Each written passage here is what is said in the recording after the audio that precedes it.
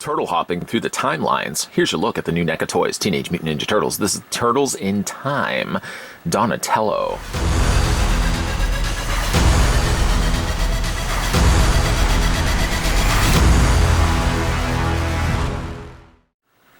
Following up on their first arcade game-based TMNT figures, NECA turns to the second Turtles game from the classic 1990s Turtles in Time video game. All feature special deco that recreates the pixelated look of the video game and come in individual window boxes with graphics from the original arcade cabinet.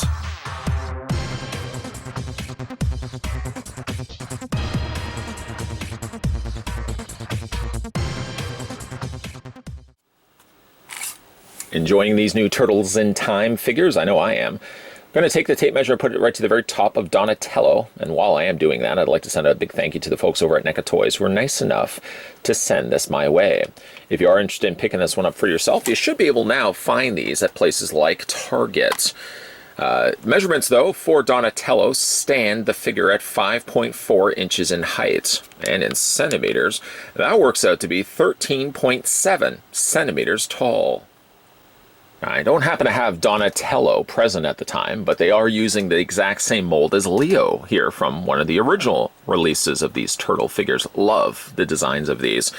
And also for comparisons, just in case you guys are wondering, you can see him next to the just looked at. In fact, you probably could just check out the previous video to see, in fact, that I did review the Leonardo, and they seem to be identical to one another. We'll look at some of the close-up details to see if the pixelated look is consistent with all the turtles, but you'll see that they are, in fact, sharing all the exact same mold to one another.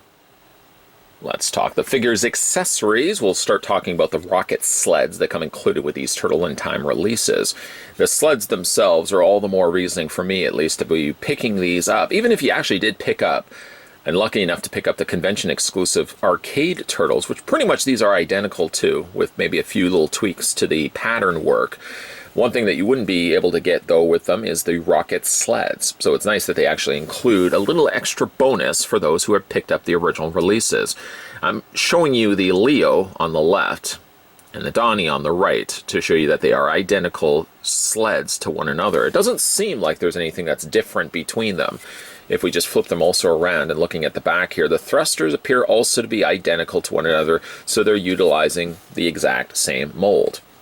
Also, they work in the same fashion, Donnie's that is, in the sense that they've got these plastic upside-down cups. It kind of looks like something you would see from the Olympics. Done in all clear plastic, and there's the clear ball joint up at the top there. You sort of just wiggle this. I wouldn't advise pushing it down. No, in fact, be patient with it. Make friends with it. There we go. I'm just going to wiggle that in place. Being that this also is on a ball joint, it allows you to tip the sleds back and forth, up and down. Mileage may vary, of course, how stable your turtle's going to be on top of that. If obviously you're tipping it forward, you may run the risk that poor Donnie takes a bit of a tumble, but you can see by making them ball jointed, they've in a sense given posability really just to the sleds themselves. So I really like that. Other accessories for, of course, Donatello, he's going to come included with his bow staff. The staff itself is the same staff that we had gotten with the previous Donatellos.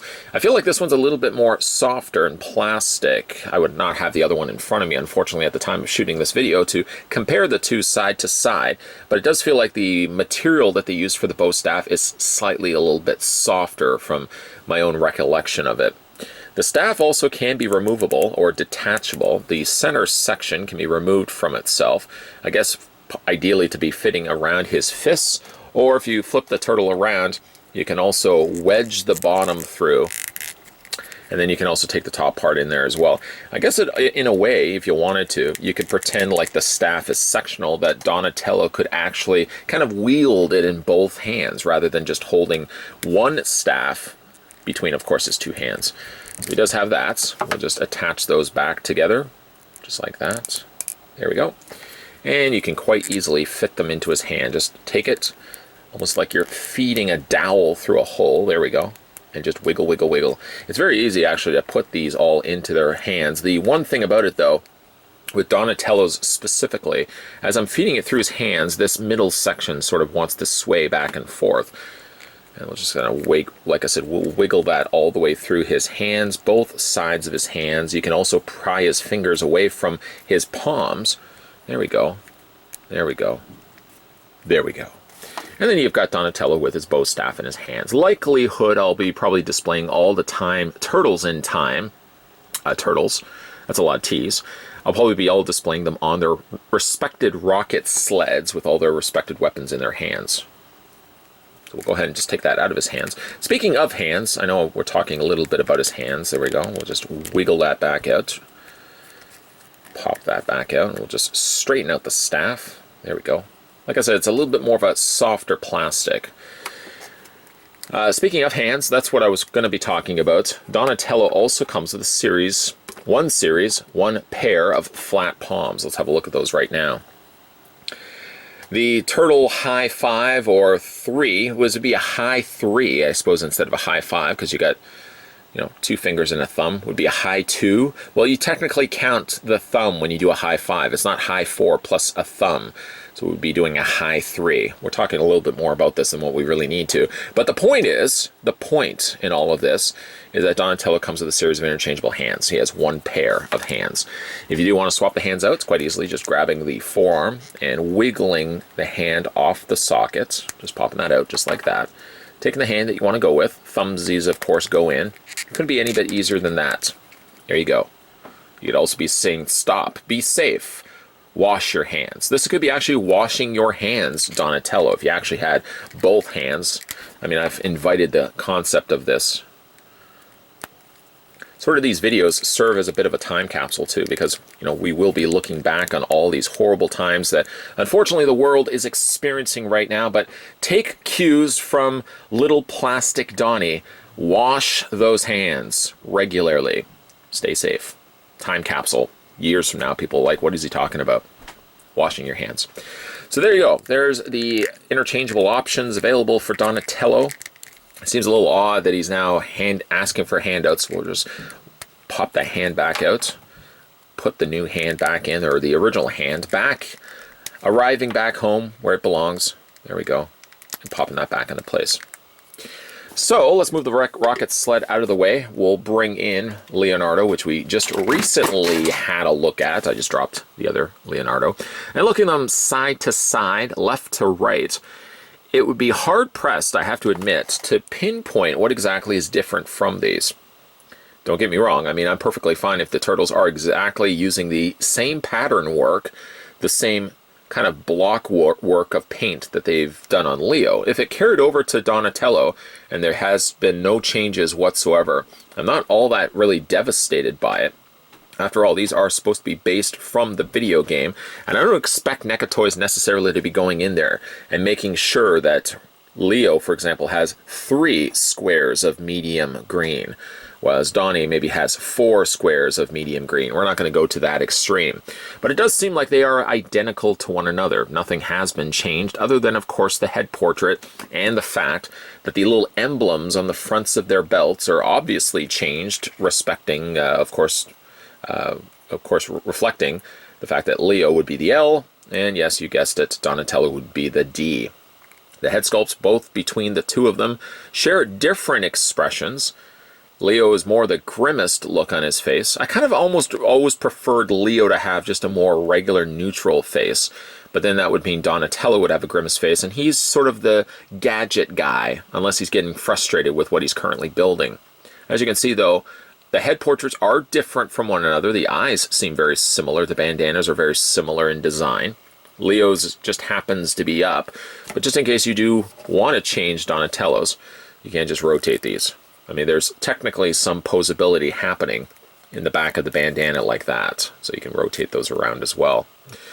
Moving Leonardo out of the way, because of course we've already had a look at him, an extensive review. If you'd like to check those out, you can always watch the respected videos individually to get a more ideal idea of what this guy thinks of these individual figures. But currently for Donatello, I'm really liking what I'm seeing here with Donnie.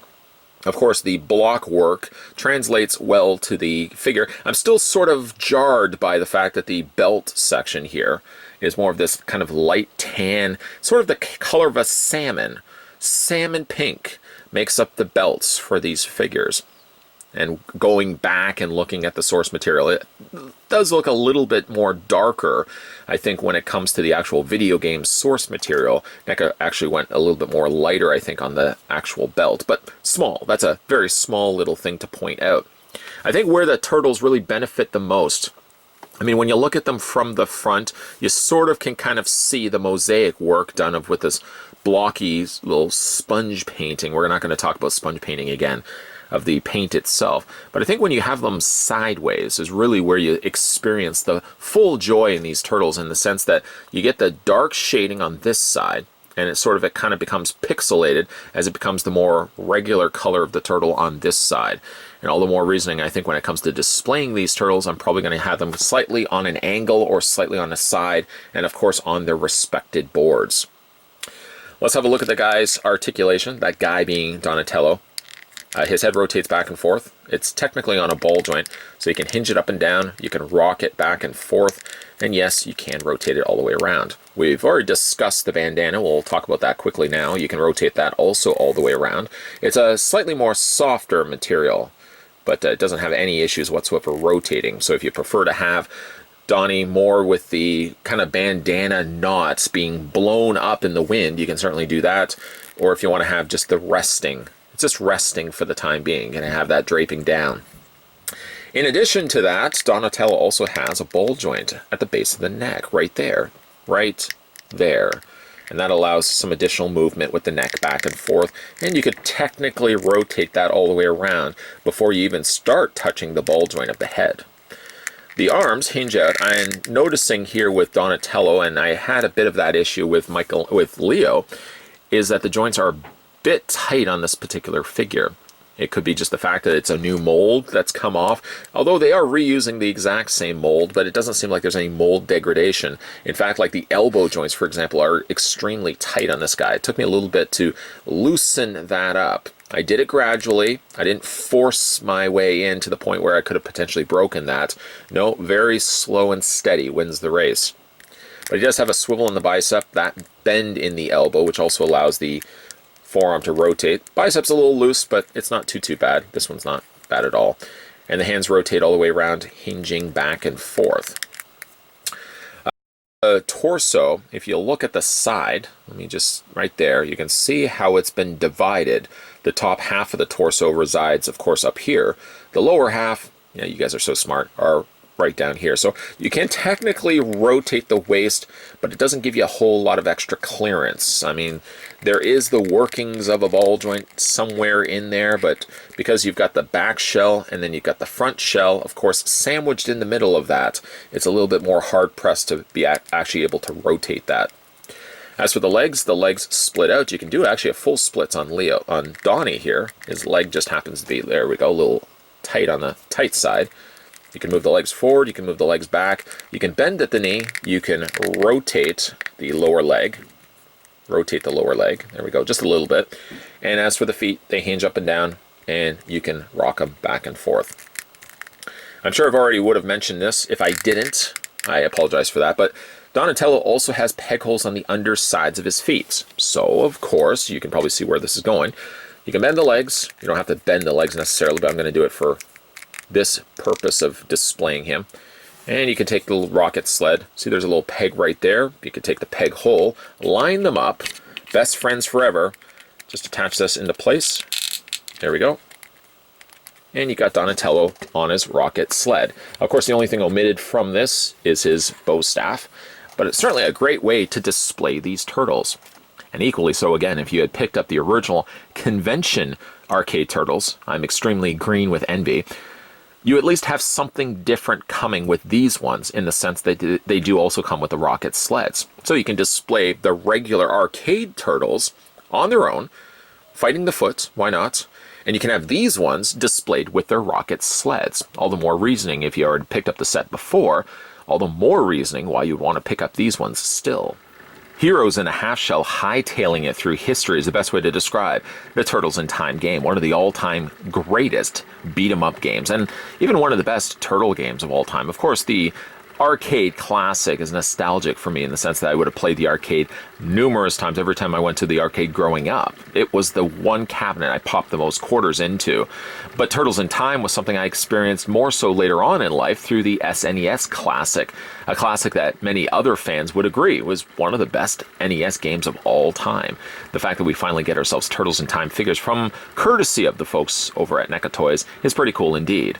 Not only are we getting classic Turtles, which of course, yes, we are getting those molds again, but we get the bonuses of course, the rocket sleds. So it does feel like there's a little bit more throwing into it than simply just giving us a repack of the original arcade Turtles that were convention exclusives. Not to mention, and of course we need to point this out as well, that we also get in this instance a Foot Soldier and Slash, which I'm really excited to get the Slash opened up. Have you managed to pick up these ones for yourself? I always like reading your comments down below. Let me know what you guys think of the new Turtles in Time figures. While I'd also like to ask that of you, I'd also like to send a big thank you to the folks over at NECA Toys who were nice enough to send this my way. Of course, as you could probably guess it, you guys are all very smart viewers. We're going to be having a look at the Foot Soldier and Slash coming up in the next couple of reviews, so keep your peepers peeled. If you want to mark it on your calendar, you can certainly do that. You can also mark it on your arm. Hygienically wise, it's a little bit more safer just to write it on the calendar. But you can also subscribe to this channel if you haven't done so already. And by hitting that bell notification, is as best of a guarantee as you have, so that when future videos are coming onto this channel, you won't be the person that's missing out. And as I said, there's going to be a lot of stuff coming your way, so stay tuned to this channel and check it on a regular basis. As always, thanks for watching, guys, and I'll see you guys next time.